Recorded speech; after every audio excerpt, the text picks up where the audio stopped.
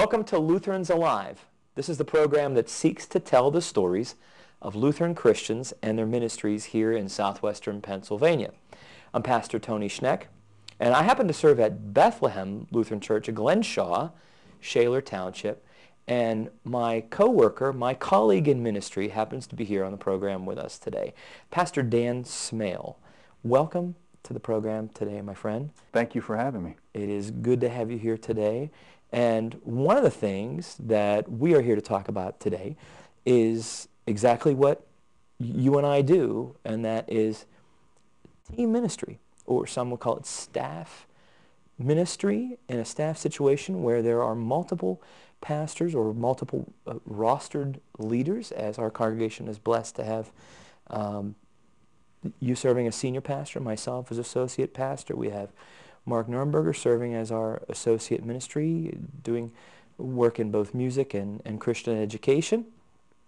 Now, you and I also have something in common in that we've both served as solo pastors, but now we find ourselves in a staff ministry situation.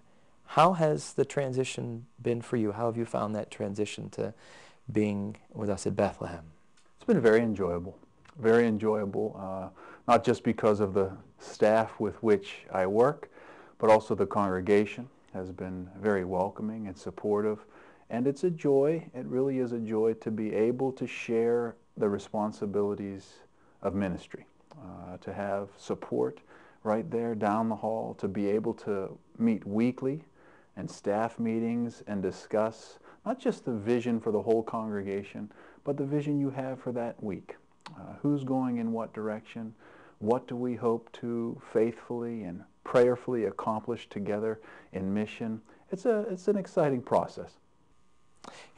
Congregations come in all sorts of shapes and sizes, and I'm fond of saying that God loves all the congregations, small ones, medium, larger congregations that are larger enough to warrant multiple staff, can benefit from multiple staff.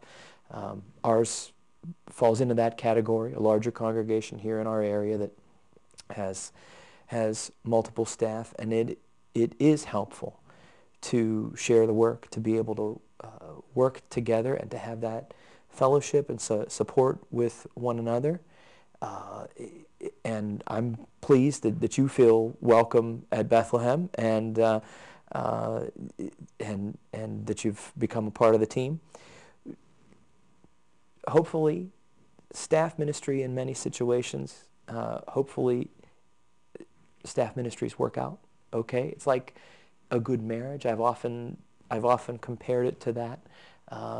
Good relationships, like a good marriage, a good staff has to have a good climate for ministry, for things to get done. Can you say some words about how important that is? Absolutely. I like your image of marriage there, because when you enter into staff ministry, I think there almost is a covenant, if you will. There's a promise, even if it's unspoken, even if it's the subtext of the relationship, if you will, where you really kind of have to count on one another. To see to the many and varying tasks that take place during the course of the week. You mentioned earlier that in most cases where there are multiple staff members, the congregation warrants that. And I think in the larger congregation, there are many needs. And it's important that folks trust one another, empower one another to see to that ministry, that everyone's gifts are used to the best possible gain, and very much so it's a matter of sharing the task of ministry and trusting in those you are working with. Actually, both of us, I think, can use that marriage imagery with a lot of authority, in that both of us are pleased to be married to Lutheran pastors. Absolutely. As well, both serving here in the North Hills, all four of us serving here in the North Hills, and so it's important that those relationships work out, and that the congregation sees that the staff is working together well to model that. Mm-hmm. When the leadership of the congregation models working together well, then hopefully the rest of the congregation, the council, committees, and members at large are also going to be able to work together well also. Absolutely. I think the leadership has not only the capacity but also the responsibility to set the tone in the congregation. I think if our members see joy-filled staff, folks who are enjoying their work, folks who take the time and have the patience to communicate in appropriate ways and share their hopes, their dreams, and also their disappointments, and keep their perspective in the midst of all of that. I absolutely think you're right. It sets a tone, and it also creates a climate in which ministry can take place, and people, our members, feel comfortable in sharing their gifts, feel comfortable in coming to us and sharing their vision for ministry, what it is they hope to see happen in their particular congregation, share the things for which they are very thankful, and also share what they're hoping to see in the years to come, needs that they feel need to be met, not only in the congregation, but also in the larger community as well that we serve. You've been with us at Bethlehem now for a number of months. I once heard it said that during the first 9 to 12 months of any new call, you got to get in there and you got to know that you get to know the people and to hear their story, love them, and listen to their story. I've seen you do a lot of that. Can you say some things about how that's been an important part of your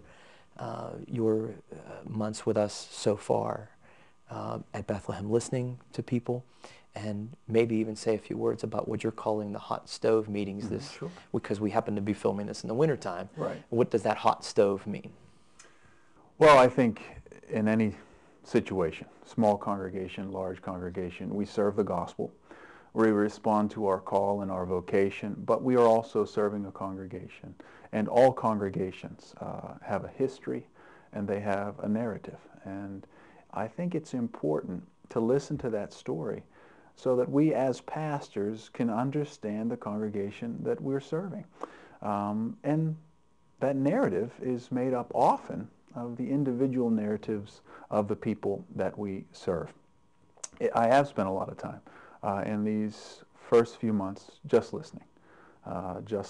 And we kind of did that systematically with what you're mentioning here. We call the hot stove meetings. Of course, Major League Baseball, this winter time of year before spring training, has what they call the Hot Stove League. They also have hot stove meetings. It's a time where it isn't quite the season to play, but it is the season to plan, to listen, to look at the team, to assess the needs, and get ready for the season ahead. And we use that metaphor at Bethlehem to reach out to the members and say, let's listen. Let's gather around the stove, let's have a cup of coffee, maybe a donut or a cookie, and let's hear your story. Let's do some planning together. Let's talk about your past and your future and see what we can do to have those two come together. I think anytime that you enter into a congregation, you have a vision. You have a vision for what you would like to see happen. But there has to be some synergy. There has to be some synergy between what the folks who you are serving are hoping for and what your vision is. And as the two of those come together, I think it's at that intersection that the magic of ministry can really happen. And I'm glad you brought up this hot stove. If I could have a minute just to make a brief presentation to you, Tony. You're a sports lover. We both are, indeed. Yes, and we know this. And I wanted to, on behalf of not myself, but on all of the fans of Lutherans Alive, present you with this sort of rare card, sports card. Look at that. Of course, this is a hero of yours, I know, Fred Rogers, very, very important and influential guy in this area. This card was issued way back in 1992 when you and I were still pups, so to speak, but way back in 92, and Fred Rogers was an honorary captain for the Pittsburgh Penguins. So here you go. On behalf of your grateful fans and the work you do on behalf of the Synod and the larger church, thank you very much. I am so very honored, and I'm so very honored. Thank you. I hope we're getting a good shot of that. And he is a hero of mine, and I'm very appreciative for that gift. I'm very honored. Thank you very much. Sure. You bet. Thank you, Tony. Thank you, Dan. And we will be right back with more on Lutherans Alive.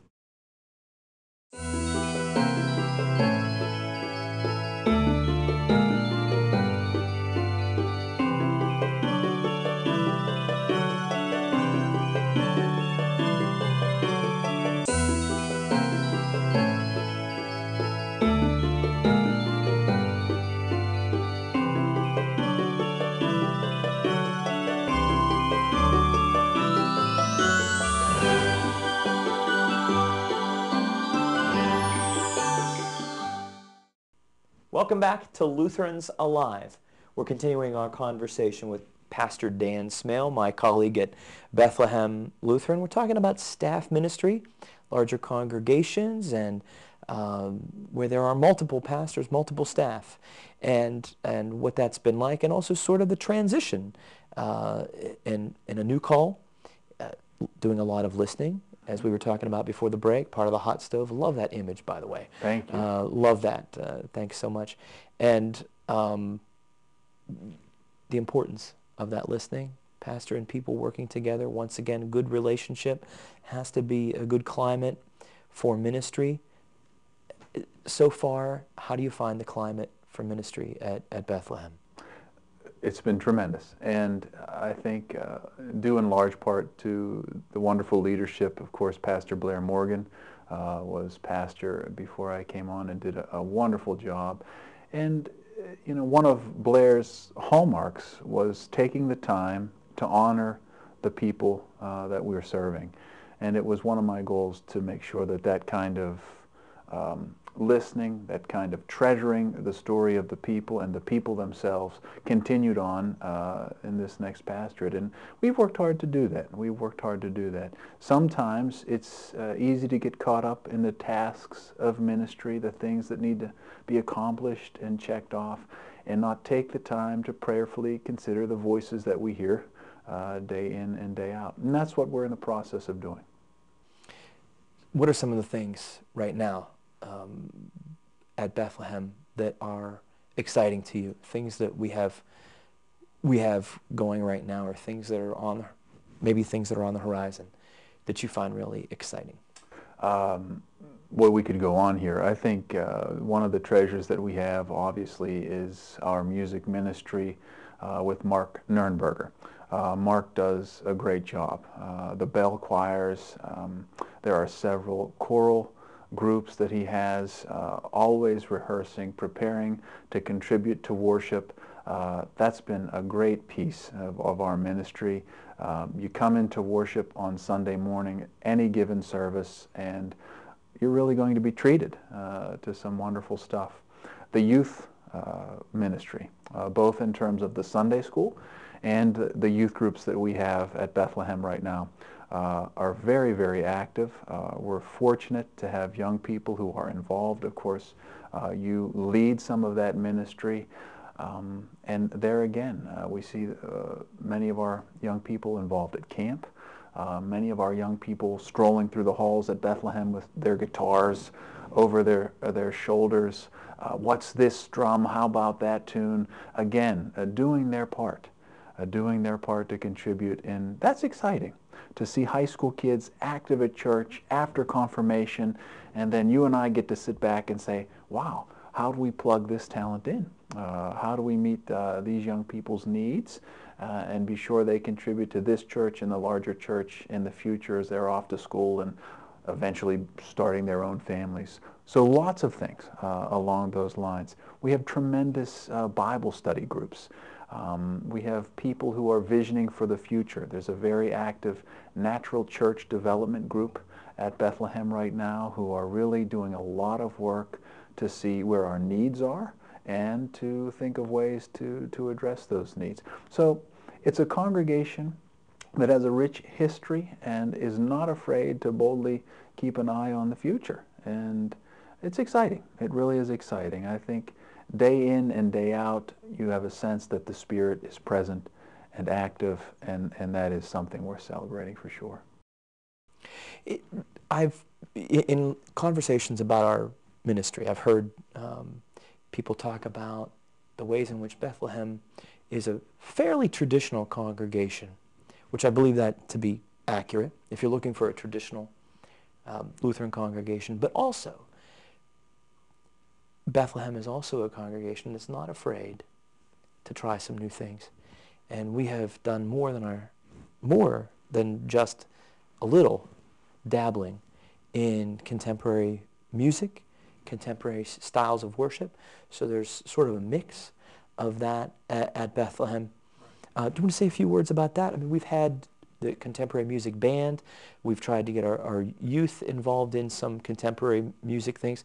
And we have the contemporary service once a month. And there's, even now, more conversation about how we might strengthen that part of our ministry together. Worship life, which is so very, very important. It's an important part of our life together. Can you say some things about that current discussion? Absolutely. I'm glad you bring that up as well, because I think at Bethlehem we strive to create some balance. I think that's the word that strikes me. We have a balance between that more traditional liturgical worship and also that, as you say, very vibrant contemporary worship that we have. We have a very dedicated group of people that gather, rehearse, prepare. Again, we have some youth involved there who go to some lengths to week in and week out, although we don't have it every week, but week in and week out be thinking about how we can put forth a quality worship experience for those who are present, for those who are visiting, and for those to whom this may be new. And so far, so good, and a lot of kudos go out to those folks who do the work, because it does take some extra effort to coordinate those groups. Yeah, we talk about using different settings. I mean, we are a fairly liturgical church. Mm-hmm. Our Lutheran tradition is one that's based on, our worship has found its roots in the Mass, the form of the Mass, the liturgy, and we keep that, but yet at the same time, there are different settings and things that we try to use.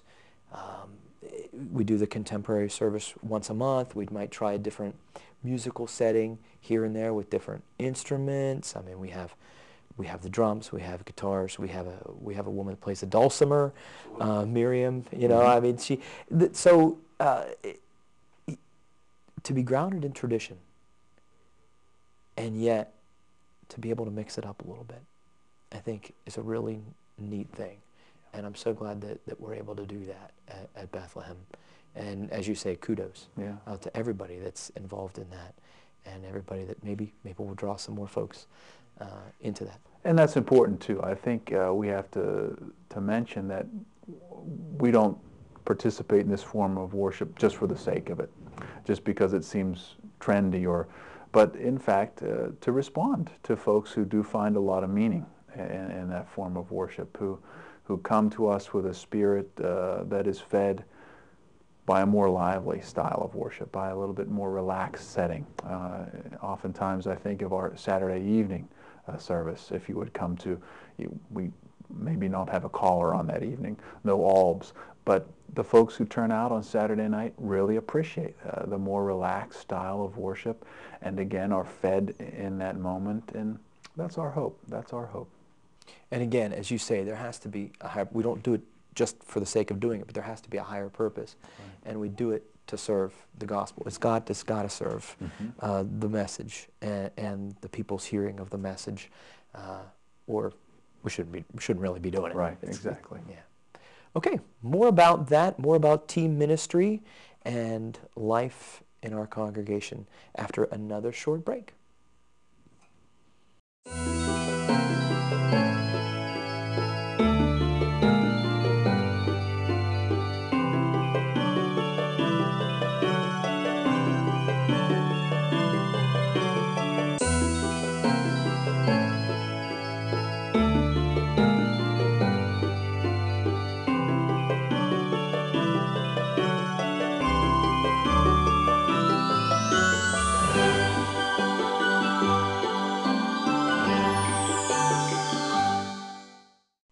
Welcome back to Lutherans Alive. We're here with Pastor Dan Smail, and we're talking about team ministry, life together in the church. And ministry can be a lot of hard work. Ministry has its challenges, of course. We know these things. We sometimes talk about the joy of ministry. We got to talk about the joy of ministry. And we've even used the word, dare I say it, we've even used the word fun. That ministry together, our work and life together in the church can be fun. Can you say a few words about that and how that's been a part of the transition in your first several months at Bethlehem? Sure. I think in ministry there's a temptation to become very, very consumed by the challenges or struggles that any given congregation or context might have. Obviously, in ministry there are times of grief. We sit at the bedside of those who are ill. We walk with families that are struggling. And those are very serious times, very somber times. And sometimes that sort of feel can translate then into the rest of the work that we do. And I think sometimes we can smile. We can let our hair down and really enjoy, find joy in the work that we are doing. Matter of fact, I think it's imperative over the long haul. If we're going to stay at this for any length of time as pastoral leaders, we have to be able to find joy and meaning in this work. And some of what we've talked about with our own congregation council and our committees is to, in the midst of all of this serious stuff, find opportunities to laugh, make the work fun along the way, create some new memories and share some stories that really not just lighten the mood, but really buoy us up for the service that lies ahead. That's great. Can you say some things about how you found that joy at Bethlehem? What's it meant to you? What's been the most fun? Oh boy, I think back to one of my first evenings at church, and it just so happened that we had a lock-in. I'm sure you recall this with the youth, and we played the wonderful game of sardines. Exactly right. And I don't know if the audience knows what sardines is, but it's essentially reverse hide and seek. And in those moments, to be shoulder to shoulder with a bunch of brothers and sisters in Christ, youth and adult chaperones, to be huddled in a corner and everybody sort of, shh, don't say a word, and other folks looking around. There was this moment that I think was just absolutely hilarious, where the snickering begins. It's inevitable. It's inevitable. We were trying not to be found as a group, but it just takes one little chuckle, and it's contagious. This joy, this humor is contagious, and I find that in meetings sometimes we're almost dying to laugh a little bit. Somebody says something a little off the wall. We always say, we're not laughing at you, but we're laughing with you. We find this joy together. We share our stories, both humorous and serious, and hopefully in that process, not take ourselves too seriously, but rather keep the focus on the gospel and the work of Christ in our midst. In so many ways, there is a negativity that can be contagious. Mm-hmm. Absolutely. But on the other hand, that joy and that fun and that laughter and that love is also contagious. And if we can just keep that going and make sure that we enjoy what we do, it is a joy to be able to serve. It is a joy to be together. It is good to be the church. It is good for us to be together. And that goes for no matter what size your congregation happens to be. Ours happens to be a larger one, but with multiple staff. But in smaller congregations, that joy and that love, it would be my prayer and my hope that those who might be watching, who might be from smaller congregations, can also experience that also in their setting. That there's a joy in serving Christ and serving Him together. You're exactly right. And whether you're in a large or small congregation, it doesn't really matter. If you're a congregation, you're celebrating. That's what we say. You're celebrating with word and with sacrament. You're gathering around those things. And we are privileged, finally. We are privileged to be able to gather together with brothers and sisters in Christ, sometimes family, sometimes friends, sometimes with those we don't know, and lift our voice in praise and worship. Sometimes we miss that. We can. It's so easy. You're right. It's so easy to get caught up in, I didn't get to sing my favorite hymn this week, or I'm not sure if I like this change, or, who cooked that communion bread this week. Those kinds of things so quickly can detract from that larger moment of worship, which is in fact so glorious as we remember salvation history week in and week out, to be able to hold out our hands and receive our Savior and bread and wine. In some ways you feel like that kind of, that remembrance of victory, that remembrance of resurrection should trump all the other minutiae that sometimes fills our hearts and our minds. And you're exactly right. It's sometimes difficult to be the dissenting voice, but the joy can be just as contagious as the negativity. It's good to be the church. It's good to have you here today. And thanks for being with us on Lutherans Alive. And thank you so much for this kind presentation. My television hero, Fred Rogers. It's been a pleasure. Thank you for having me. We'll see you back at the ranch, back at the office. And we thank you for being with us here on Lutherans Alive today. We hope that you can join us in worship wherever you are, in your community, near your community. There's a Lutheran church that would welcome you. Come and worship with us, and come and join us next time on Lutherans Alive.